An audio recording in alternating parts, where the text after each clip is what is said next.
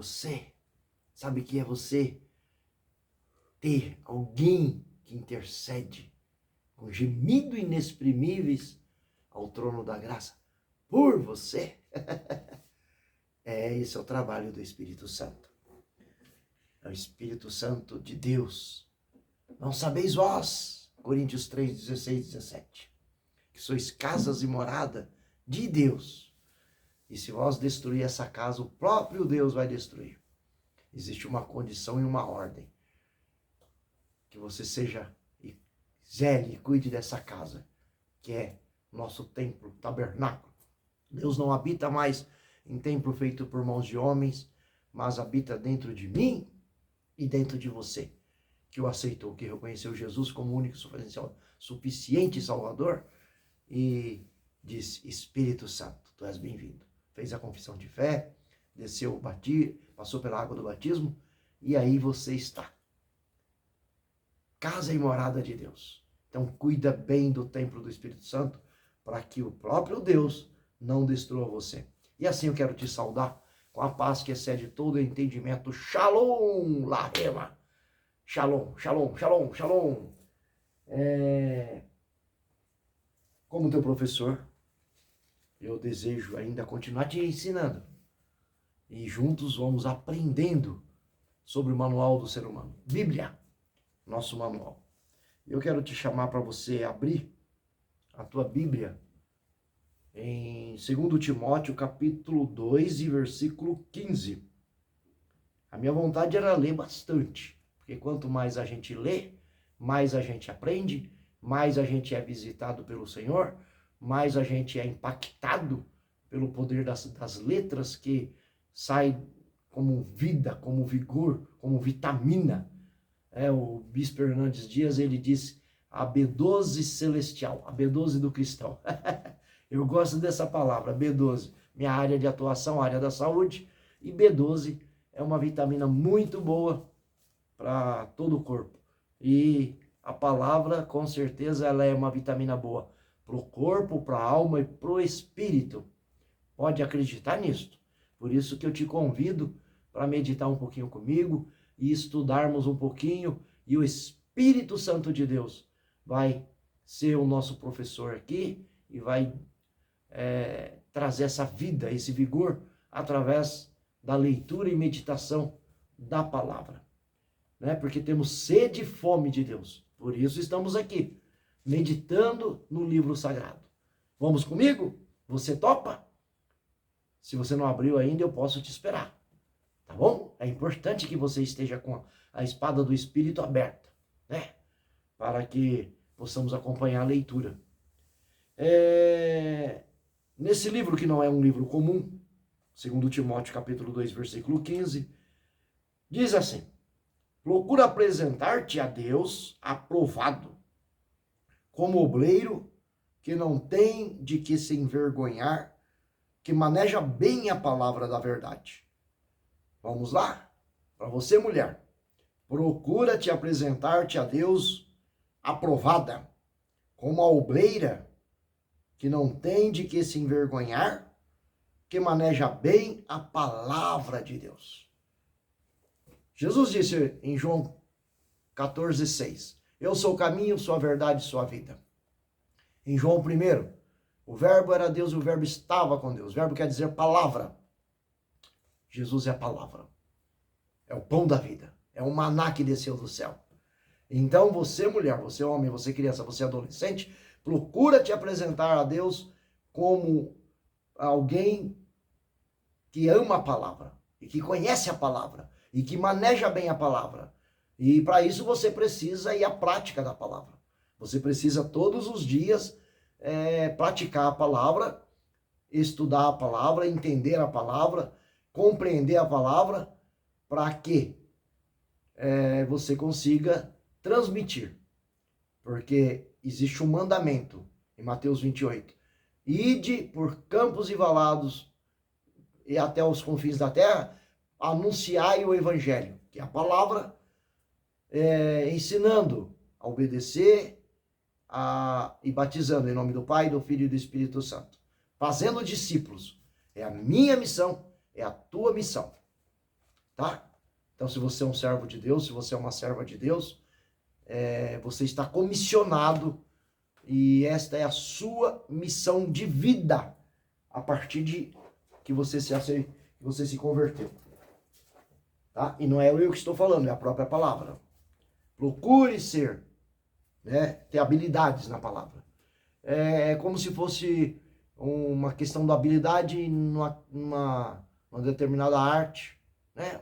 Um bom desenhista precisa treinar muitos, precisa ter várias técnicas com os pincéis, saber as cores, como vai usar, como vai dispor. E ele não aprende do dia para a noite. Assim também no instrumento, assim também nas artes marciais, né? Uma boa luta, um bom boxeador, ele treina anos a fios, preparando técnicas, como técnicas de defesa, de ataque, de combate. Nasce um soldado. A vida espiritual não é diferente. É claro que esse livro sagrado, quando você começa a ler, que você, né, eu quero ensinar da forma prática, como é que você começa a ler? Não é um livro qualquer. Eu costumo fazer isto e existem orientações bíblicas para isto. Eu fecho, Senhor meu Deus, desejo te ouvir. Fale comigo, quero te ouvir. Fala que o teu servo ouve. E aí eu abro a Bíblia de forma de sorteio, não sei como você vai abrir. Mas aonde você abrir, Deus vai falar com você, isso é certeza. Né? A forma que você vai abrir. Não se faça nada de forma relaxada para ninguém, principalmente para Deus. Então, não faça relaxadamente nada. Eu vou abrir, meu Deus, quero te ouvir, desejo te ouvir. Eu vou abrir a Bíblia, e aonde eu abrir, eu vou ler do lado direito, ou eu vou ler o capítulo inteiro, ou vou ler 3 folhas. E desejo que o Senhor visite o meu coração, que o Senhor me ensine e me dê o comando para hoje. Eu vou estudar um livro inteiro. Senhor, me acompanha? Amigo Espírito Santo, Divino Espírito Santo da verdade. Meu amigo, me acompanha? Senhor Jesus, és bem-vindo. Porque em Apocalipse 3:20, Jesus diz, eis que estou à porta e bato. Se você abrir e ouvir a minha voz, eu entrarei. Então, se ele entra para fazer a leitura com você, para te dar um entendimento, para te dar compreensão, para te esclarecer. Em Tiago 1:5, tem muitas pessoas, eu não vou ler a Bíblia porque eu não entendo. E aí nunca lê. Não vai entender mesmo. Inclusive existe o conselho em Tiago, livro de Tiago, capítulo 1 e versículo 5. Você que tem falta de sabedoria, peça a Deus, que dá em abundante.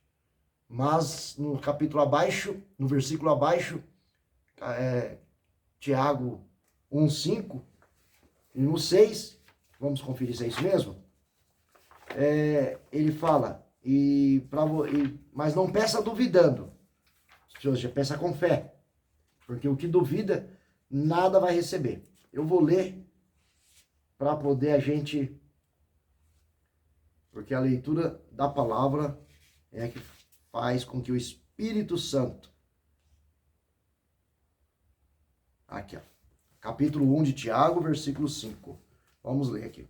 Se algum de vós tem falta de sabedoria, peça a Deus, que a todos concede liberalmente com grande alegria. Deus tem prazer. Deus fica alegre quando você pede para ele sabedoria. E ele vai estar alegre em te conceder sabedoria. No versículo 6. Todavia, peça com fé. Sem fé, não peça nada para Deus, porque não vai receber. Sem qualquer sombra de dúvida. Pois quem crer com reservas é semelhante à onda do mar, agitada e levada pelos ventos. Como é que a onda do mar faz? Para lá e para cá. Não tem destino certo. É como se fossem as ondas do mar. Tem que ter fé, acreditando sem duvidar, que vai receber. Né? Não imagine tal pessoa que receberá alguma coisa de Deus, o Senhor, se pedir de forma vacilante. Né? Aqui no versículo 8. Então, você que fala para muita gente, para você mesmo. Eu costumo dizer que 2 pessoas nós não conseguimos mentir, para Deus e para nós mesmos. É impossível nós mentirmos para Deus, porque Ele é onisciente, onipresente, onipotente, Ele conhece quando estamos falando a verdade e quando estamos mentindo. E é impossível, né, também falarmos mentira para nós mesmos, porque nós conhecemos quando estamos falando a verdade e nós conhecemos quando estamos falando mentira. Nós nos conhecemos, né, não tão bem quanto Deus nos conhece, mas nós conhecemos quando algo de nós está saindo de forma desagradável. Então, duas pessoas, você não vai mentir. Para Deus e para você mesmo. Então, você que fica dando desculpa, não vou ler a Bíblia porque eu não entendo. Se você acha que não tem sabedoria, peça a Deus, que vai dar com alegria. Acabamos de ler aqui em Tiago, capítulo 1, versículo 5. Mas não duvide, porque não pensa tal homem, no versículo 6, que receberá. Não pensa tal mulher, não pensa tal criança que receberá algo de Deus sem a fé, sem acreditar. Ele vai te dar, mas você precisa ter fé, você precisa acreditar. E é só assim a forma de recebermos algo de Deus. E sabedoria para poder examinar a Sagrada Escritura e para conhecer mais desse nosso Deus. Com certeza eu quero muito mais. Porque a sabedoria não está nos livros, a sabedoria não está em Harvard, a sabedoria não está no colégio Mackenzie, a sabedoria não está nas faculdades, não está nas filosofias, a sabedoria está no céu, guardada com Deus. E é só Ele que pode nos presentear com a sabedoria. Mas pedir, dai-se-vos-á, buscar, encontrarei. Todo aquele que pede, recebe, todo aquele que busca, encontra, e todo aquele que bate, abrir-se-vos-á.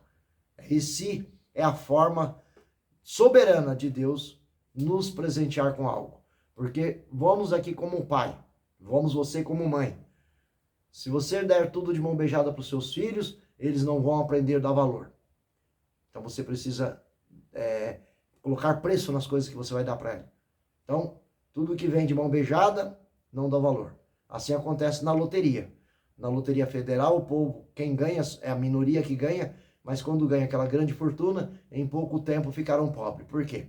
Não deram valor, não souberam gastar, não souberam preservar, não souberam acumular, não souberam multiplicar. E é assim que funciona. Com filho mimado também. Cria filho mimado, você criou um sério problema pro futuro. Tá bom? Então, é o desenho da vida, né? Não é só da palavra de Deus, mas da vida. E o dono da vida conhece todas as coisas. Agora eu quero te chamar para examinar comigo em João, o discípulo amado de Jesus. Eu amo o Evangelho de João, eu amo essas letras. Eu amo essas letras. No capítulo 11 de João, vamos lá, você abriu sua Bíblia, você achou? Vamos comigo. Um certo homem chamado Lázaro, de Betânia, da aldeia de Maria e de sua irmã Marta, estava doente. Esta Maria, cujo irmão Lázaro estava doente, era a mesma que ungiu com óleo perfumado. O Senhor, ele enxugou os pés com os próprios cabelos. Assim sendo, as irmãs de Lázaro mandaram dizer a Jesus: Senhor, eis que aquele a quem tu amas está doente, está enfermo. Ao saber do ocorrido, disse Jesus: essa enfermidade não terminará em morte, mas sim para a glória de Deus, para que o Filho de Deus seja glorificado por meio dele. E Jesus amava Marta, a irmã dela, que é a Maria, e a Lázaro. Contudo, quando soube que Lázaro estava doente, ficou mais 2 dias no lugar onde estava. Depois disso, falou a seus discípulos: vamos voltar para a aldeia. Ao que lhes advertiram os discípulos: Rabi, ou mestre, há pouco os judeus tentaram apedrejar-te, e mesmo assim estás indo para lá outra vez? Jesus lhes respondeu: não são 12 as horas do dia? Se alguém caminhar de dia, não tropeça, porque vê a luz deste mundo. Mas Se caminhar na noite, tropeça, porque a luz não está nele. Tendo dito estas palavras, prosseguindo, explicando-lhes: Nosso amigo Lázaro dorme, mas eu vou até lá para despertá-lo. Então seus discípulos lhe disseram: Senhor, se ele está dormindo, vai ficar bem, vai ficar melhor.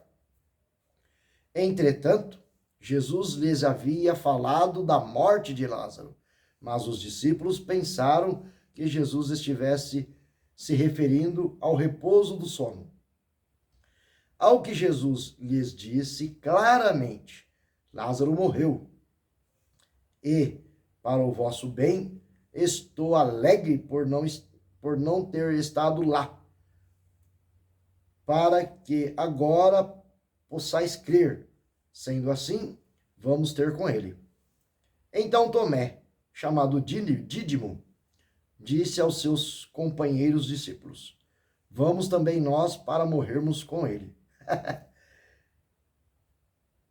Disse Jesus: Eu sou a ressurreição e a vida. Ao chegar, encontrou Lázaro já sepultado havia 4 dias. Ora, Betânia ficava próximo de Jerusalém, cerca de 15 estádios. E muitos dentre os judeus tinham vindo juntar-se ao grupo de mulheres que procuravam confortar Marta e Maria pela morte de seu irmão Lázaro. Assim que Maria ouviu que Jesus estava a caminho, saiu ao seu encontro. Maria, no entanto, ficou sentada em casa. Disse Marta a Jesus: Senhor, se estivesse aqui, meu irmão não teria morrido. Mas sei que, mesmo agora, seja o que for que pedires a Deus, ele te dará. Jesus então assegurou-lhe: O teu irmão ressuscitará. E Marta lhe disse: Eu sei que ele vai ressuscitar na ressurreição do último dia. Esclarecendo-lhe Jesus: Eu sou a ressurreição, eu sou a vida. Aquele que crê em mim, mesmo que morra, viverá. E todo o que vive e crê em mim não morrerá eternamente. Tu crês nisso? Tu crês nisso? Aleluia! Ela lhes afirmou: Sim, Senhor, eu creio que tu és o Cristo, o Filho de Deus, que devia vir ao mundo. Depois de dizer essas palavras, Marta seguiu seu caminho e chamou Maria, sua irmã, e lhe disse em particular: O mestre chegou e chama por ti. Assim que Maria ouviu isso, levantou-se apressadamente e foi ao encontro de Jesus. Jesus ainda não estava entrando ao povoado, mas estava onde Marta o encontrava. E os judeus que estavam com Maria em casa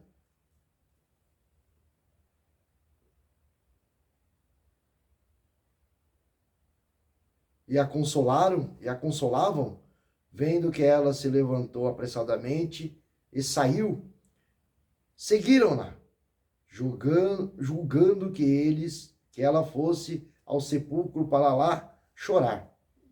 Então, quando Maria chegou ao lugar onde Jesus estava, vendo-o, prostou-se aos seus pés e desabafou: Senhor, se estivesses aqui, meu irmão não teria morrido. Sendo assim, ao ver Maria chorando, bem como os judeus que vieram com ela, Jesus indignou-se no espírito e compadeceu-se. Perguntou-lhes Jesus: Onde o colocaste? E eles lhe indicaram: Senhor, vem e vê. Jesus chorou. Jesus chorou.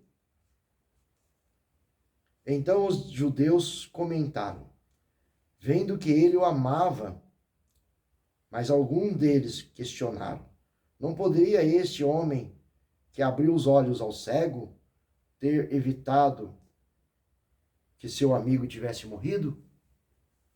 Então, novamente, Jesus se indignou em seu espírito e, comovido, dirigiu-se ao sepulcro. Era uma grande pedra na rocha, com uma pedra fechando a entrada. Determinou Jesus: tira a pedra.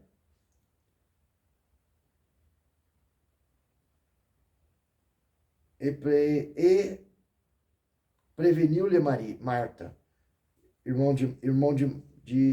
do falecido: Senhor, ele já cheira mal, pois já se faz 4 dias.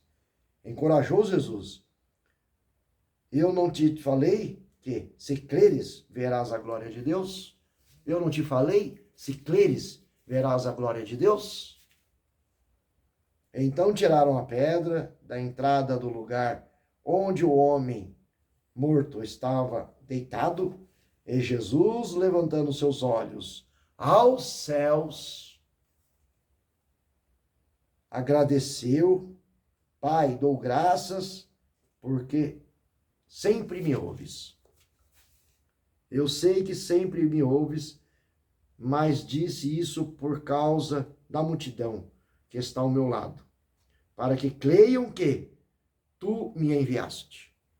E tendo dito estas palavras, clamou em alta voz: Lázaro, vem para fora.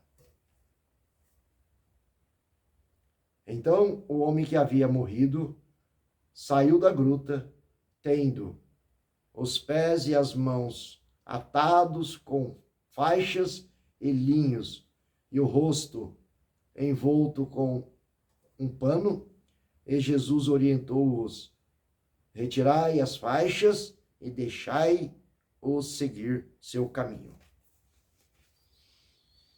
Pai amado e Senhor Jesus, no teu nome, Senhor Jesus, por teu Espírito Santo, amado Espírito Santo, divino Espírito Santo amigo, Espírito Santo da verdade, que essas palavras não seja só uma palavra lida, mas que seja uma palavra viva e eficaz, compreendida e que penetre no nosso mais íntimo eu, no nosso âmago, na divisão da alma, do corpo, do espírito, das juntas e medulas, e que provoque aquilo que o Senhor deseja provocar em nós.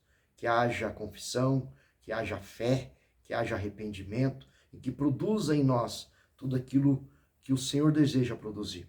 E que agregue em nós o fruto do teu Espírito. A paz, a fé, a temperança, o domínio próprio, o amor, principalmente a fé. Porque sem fé é impossível te agradar. Pois a fé é o firme fundamento das coisas que não se vê, mas se esperam. E também tu és o galardoador daqueles que te buscam.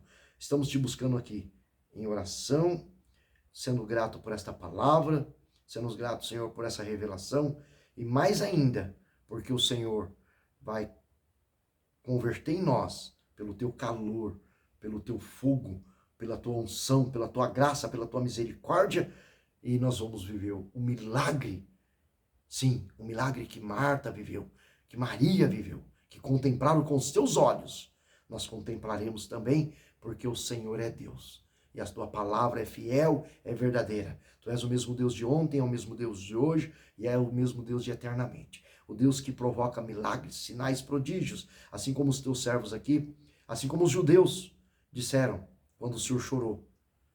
Não poderia ele, que deu vista ao cego, e que deu audição aos surdos, e que fez os coxos andar, não poderia ele não ter deixado esse amigo dele não ter morrido? Mas as pessoas estavam preocupadas em uma cura física, porque ele morreu por conta da doença. Mas o Senhor, com amor ágape, com amor filéu, com amor sublime, com amor tal maneira que o Senhor tem. O Senhor queria que eles presenciassem a ressurreição dos mortos. Foi a primeira ressurreição que o Senhor provocou o grande milagre. Um morto há mais de 4 dias, como dizia a Marta e a Maria, já fediam, mas ressuscitou. Há um comando do grande Deus. Quando o Senhor bradou com grande voz, Lázaro, sai para fora. E ele saiu, envolto nas faixas, mas saiu andando nos seus próprios pés. Porque o Senhor é a ressurreição, o Senhor é a vida. E nós te louvamos e te glorificamos por isso, Senhor. Qual grande é o nosso Deus, qual sublime é o nosso Deus. Senhor, não existe dificuldade, não existe nada que o Senhor não consiga fazer. Desde que nós tenhamos fé e que nós possamos acreditar. Aleluia! Que nós possamos acreditar. E é no nome de Jesus que nós entregamos essa palavra de oração. Que o Senhor continue brindando a nossa mente, o nosso coração e aumentando a nossa fé cada dia mais, para que possamos crer sem duvidar. E o Senhor continue operando sinais, prodígios e maravilhas sobre a nossa vida. No nome de Jesus e para a tua glória, meu Deus. Espírito Santo, és bem-vindo. E o que quero dizer a você?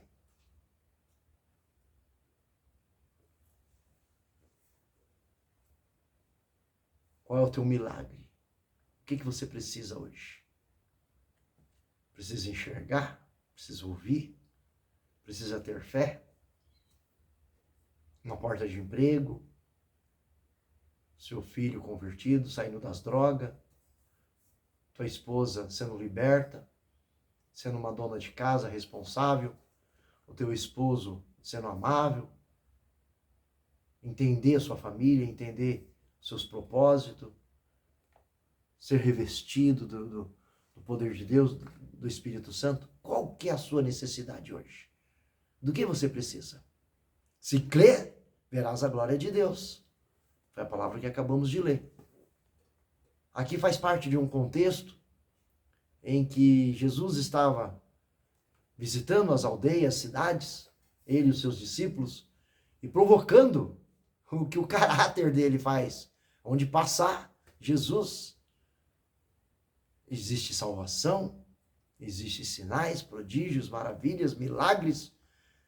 Esse é o caráter do nosso Senhor, do nosso Deus. A essência dele é fazer.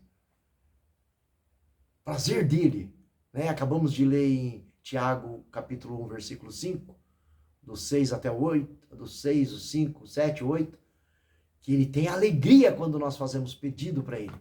E a alegria dele é em nos atender. Se crê, Martas, se crê, Maria, verás a glória de Deus. E quando elas falaram, mas Senhor, se tu estivesse aqui, ele não teria morrido. Ela estava preocupada que Jesus pudesse curar.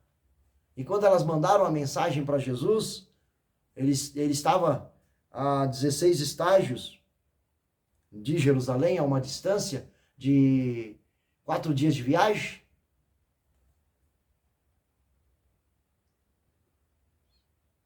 E ela mandou o mensageiro.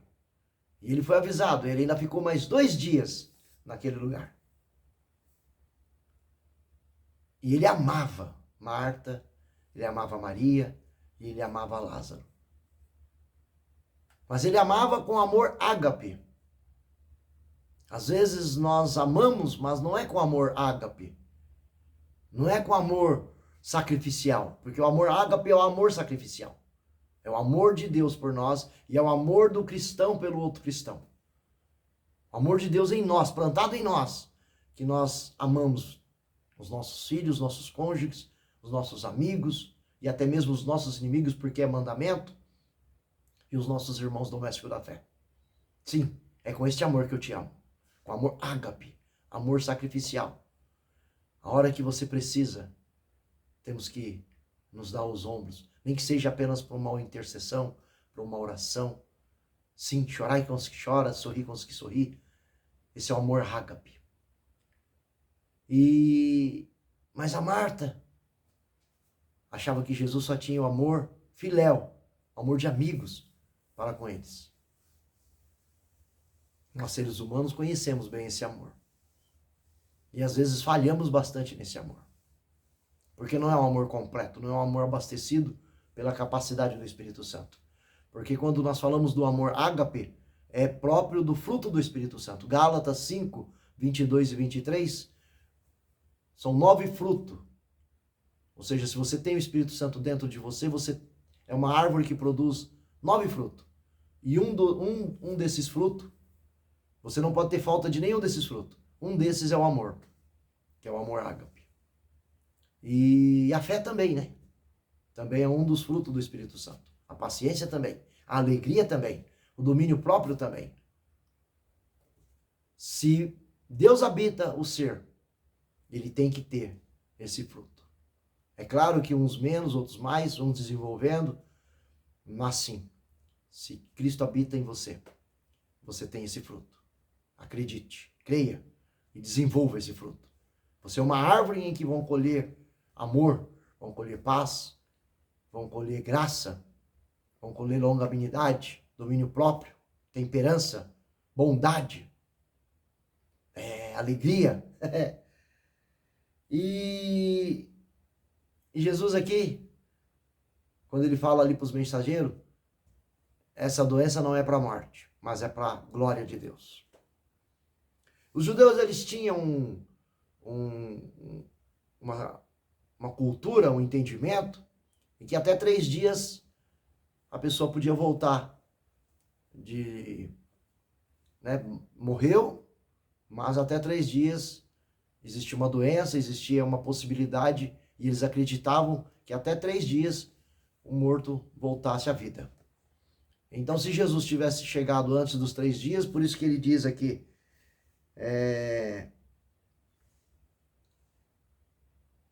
no versículo 14, ao que Jesus lhes disse claramente, Lázaro morreu. Os discípulos estavam pensando que ele estava dormindo, no verso 13. Aí ele fala claramente, Lázaro morreu, meus discípulos, meus amigos, e para o vosso bem, pois estou alegre. Jesus, pela onisciência e onipresença, porque o mensageiro já tinha ido embora, já tinha voltado, não tinha voltado até onde ele estava, dizendo que tinha morrido, mas ele, porque é presciente, já sabia que Lázaro tinha morrido. Então ele sabia que a doença tinha avançado e Lázaro estava morto. E pela onisciência dele, ele sabia. E os discípulos não sabiam, o mensageiro também não estava ali comunicando esse aviso. Mas ele ali estava provando que era Deus, embora eles ainda não tinham a ciência. Mas aí ele se alegra. É até irônico isso, né? Ele prova que é amigo de Marta, amigo de Maria e amigo de Lázaro. Lázaro fica doente, pedem o socorro dele, ele demora mais 2 dias, não volta para socorrer, dá uma mensagem para o mensageiro que não é para a morte, mas é para a vida, e de fato o mensageiro presencia esse Lázaro morto, porque ele morreu, e no mínimo esse mensageiro, poxa, não é para a morte, é para a vida, Marta também, Maria também, mas ele morreu, e agora vamos enterrar. E Jesus, cadê Jesus? Jesus não está aqui. Esse é o nosso Deus, é a forma dele trabalhar, aleluia. E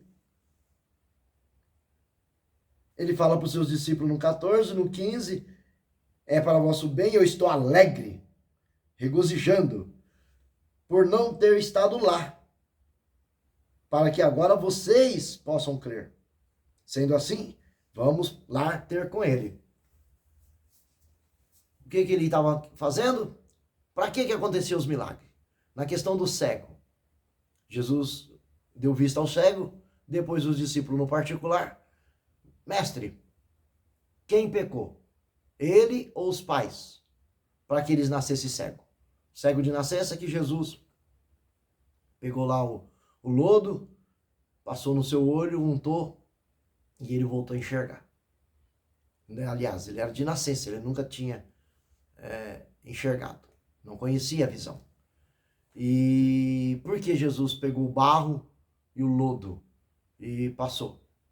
Porque em Gênesis, quando Deus formou o homem, Deus usou a sua mão fez o barro, do barro fez o homem.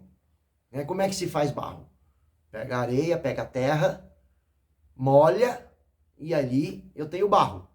Eu tenho a matéria-prima do barro. E aí eu moldo, no caso quando Deus fez o primeiro homem, o Adão, ele moldou Adão do barro.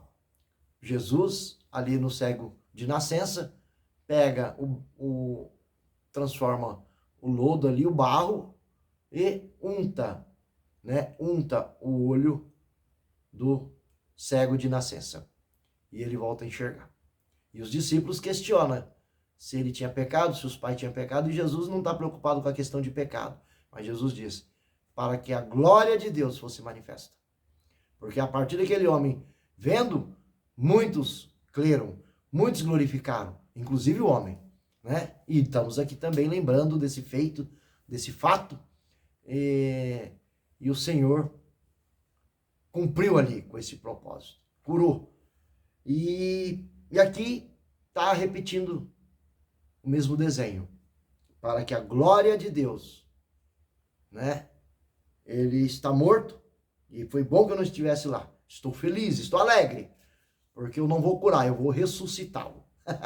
E no quarto dia, quando o judeu já não existe mais a possibilidade. Então, às vezes, você chega no último estágio na doença, você chega no último estágio na sua situação. E quando você chega lá no fundo do poço, porque muitas das vezes Deus não vai te livrar do problema, mas no problema. Não vai te livrar da dificuldade, mas dentro da dificuldade. Não vai te livrar da cadeia, mas dentro da cadeia. Às vezes Jesus não vai te livrar como Sadraque, Mesaque e Abednego. Não livrou ele de ir na fornalha, mas livrou dentro da fornalha. Não livrou Daniel de estar na cova de leão, mas livrou dentro da cova de leão. Então, precisamos apenas crer. Se crer, verás a glória de Deus. É o que ele falou a Marta e Maria e aos presentes ali, que estavam ali chorando o luto de Marta e Maria. Os judeus tinham, porque aprenderam com os egípcios, embalsamar, e o luto era mais demorado. Enfim, eles tinham um costume, diferenciado do nosso hoje. E aí os judeus e as pessoas que estavam ali ao redor, pela primeira vez vê Jesus chorando. Aqui tem uma dica para você. Jesus não é indiferente à sua dor. Você está, Mas Jesus chora. Mas Jesus também chora quando você não tem fé. Porque esse povo já tinha presenciado vários milagres de Jesus. Não tamanho milagre como esse, mas tinha presenciado vários milagres.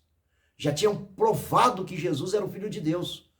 Os discípulos, os próprios discípulos, viu que ele sabia de que Lázaro estava morto e ele estava a 2 dias de distância. E sabia que ele era Deus. Natanael reconheceu ele como Filho de Deus. Pedro caiu como morto aos seus pés quando viu o milagre da pesca. Então eles já tinham experiência com esse Deus. Marta e Maria sabia que ele poderia fazer, tanto é que citou aqui. Mas bem sei, no versículo 22, bem sei que mesmo agora, seja o que for, o que pedires a Deus, ele te dará. Mas ainda assim, estava incrédulos. Eu sei que ele vai viver no último dia, na ressurreição dos mortos, E saiu para os seus afazeres. Então, Jesus chorou ali porque não é indiferente a tua dor. Não era indiferente a dor da Marta e a dor da Maria, a dor daquele povo ali no luto.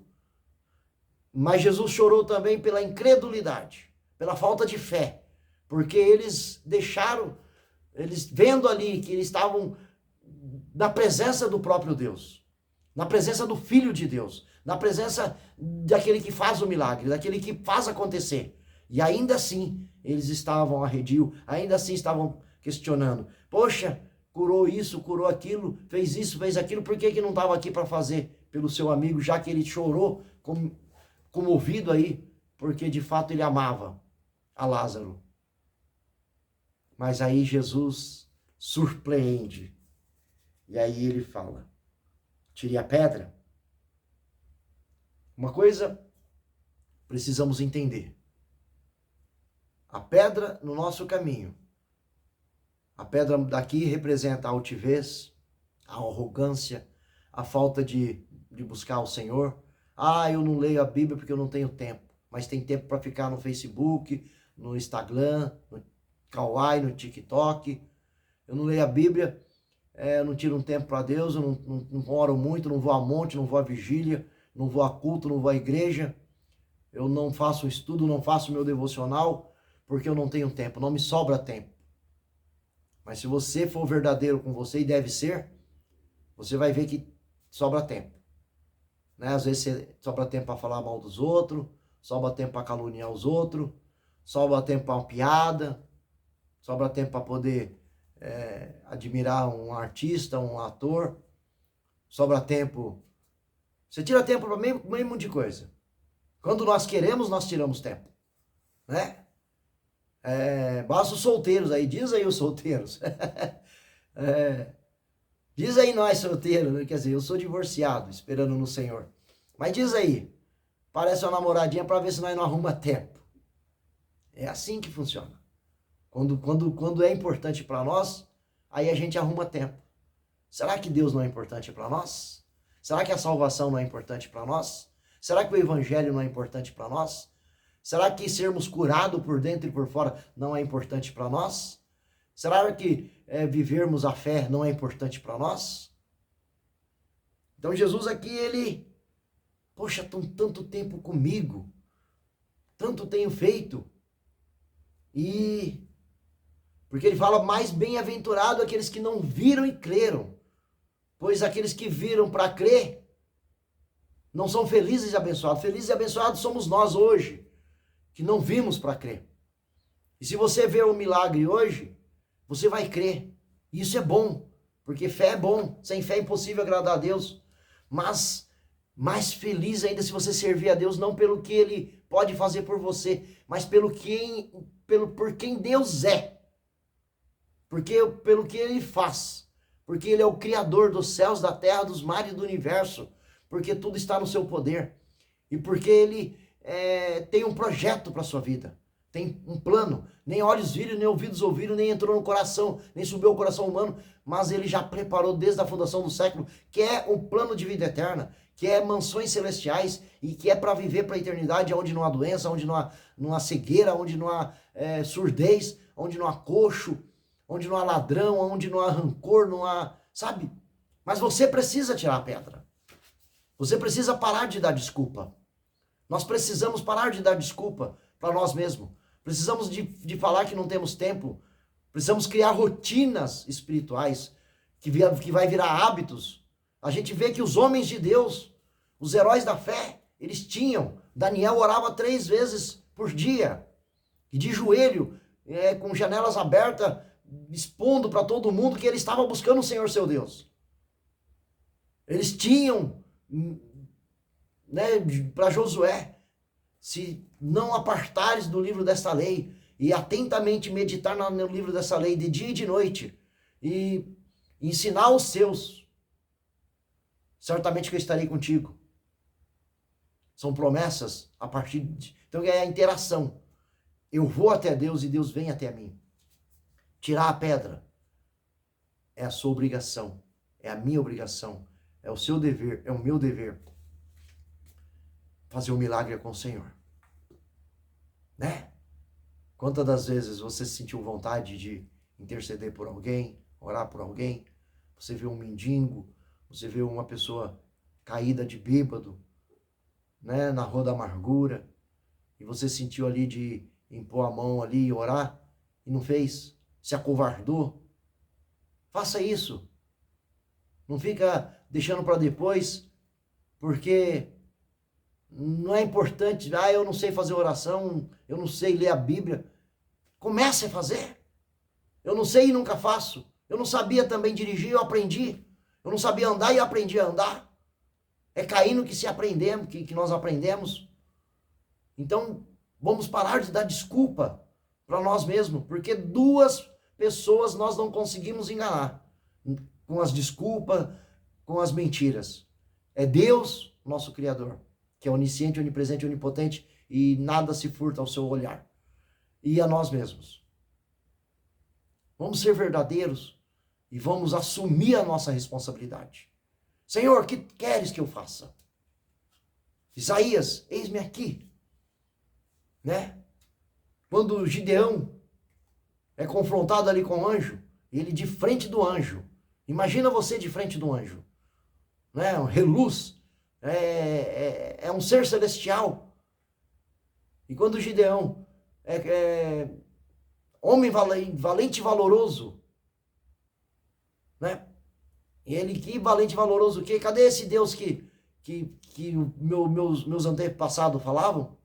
Cadê esse Deus dos milagres, dos sinais, dos prodígios? Cadê esse Deus?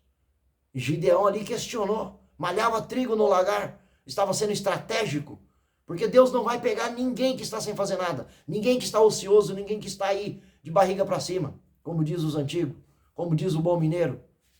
Mas ele vai pegar aquele que está fazendo algo. Então, se você está aí tentando pregar e gaguejando, não tem problema. Continue fazendo. A capacidade vem do Senhor. Você não sabe orar, não tem palavra de oração, acha que não sabe? O que importa é a tua sinceridade. O que importa é a tua devoção. O que importa é a tua fé. O que importa é o crer. Se crês, verás a glória de Deus. Então, é disso que estamos falando.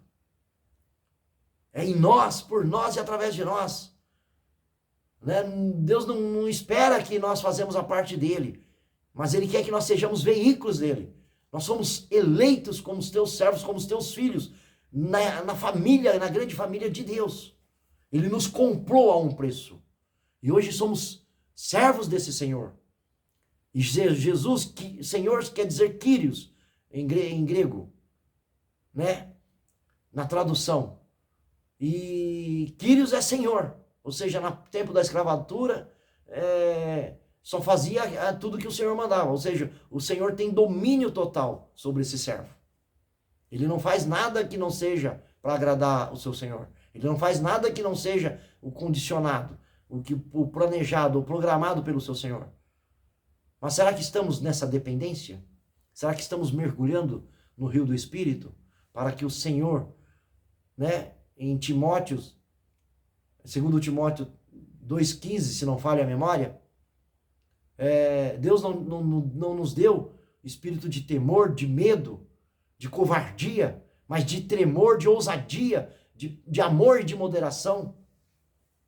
Então, sejamos esse servo e serva do Senhor, para andar nesse lugar em que o nosso Senhor quer. E Ele vai nos direcionando.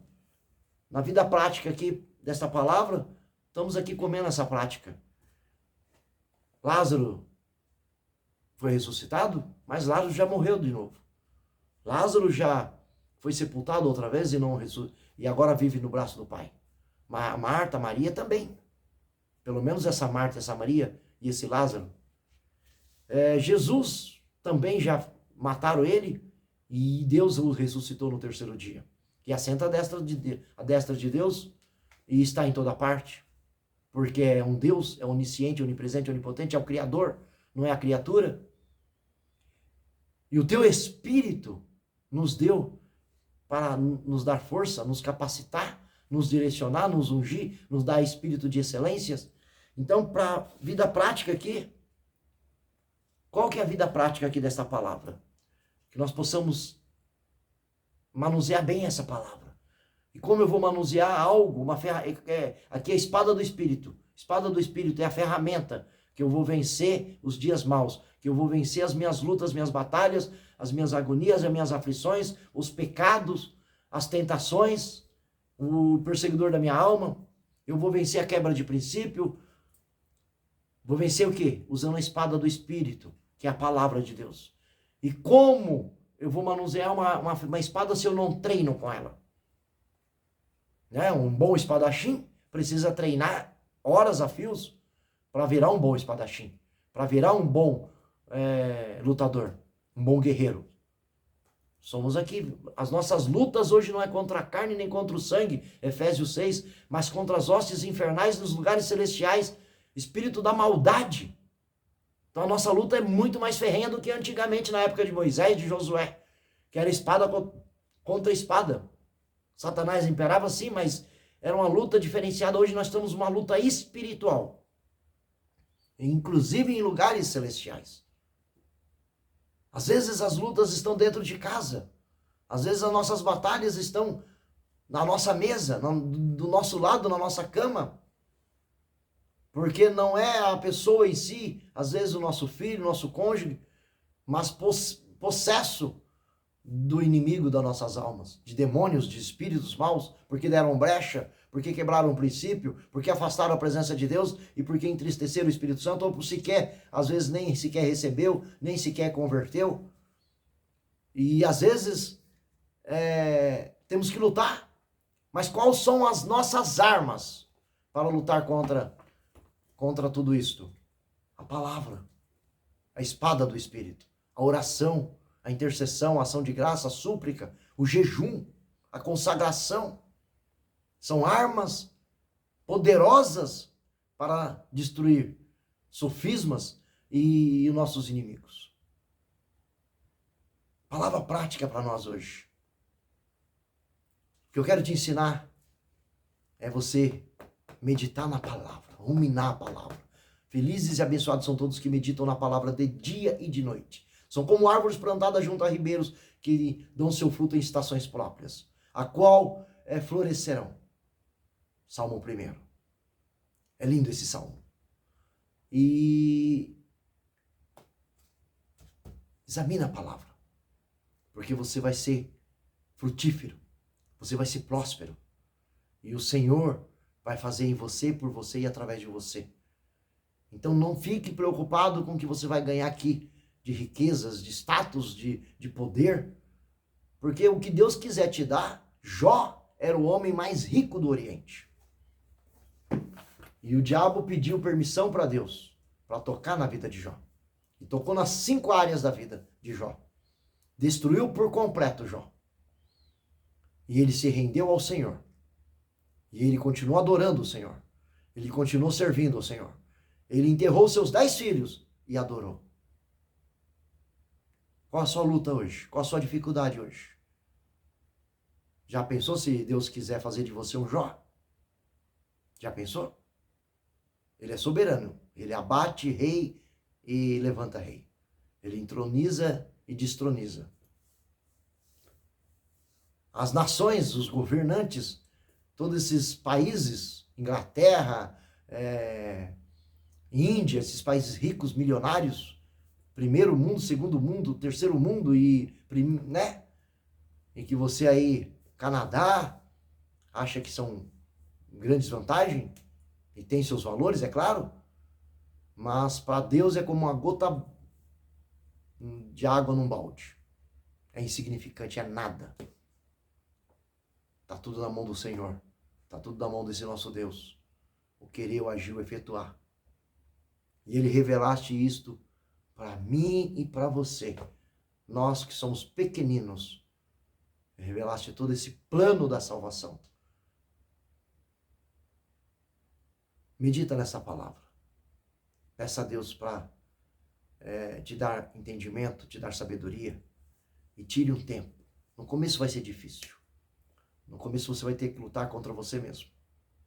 Uma criança, bebezinho, aprende andando, começa engatinhando, não é fácil para ela. A ciência médica diz que para nascer, tanto a mãe tem dor como a criança para nascer tem dor. Existe uma briga embrionária para fecundar o feto.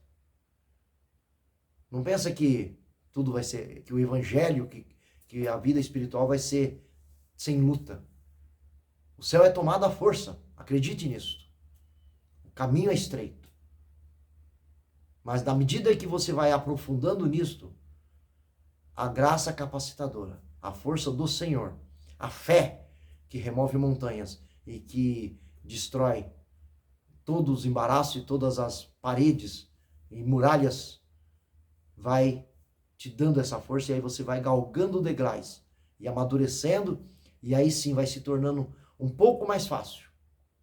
Não significa que vai deixar de ter lutas. No mundo tereis aflição.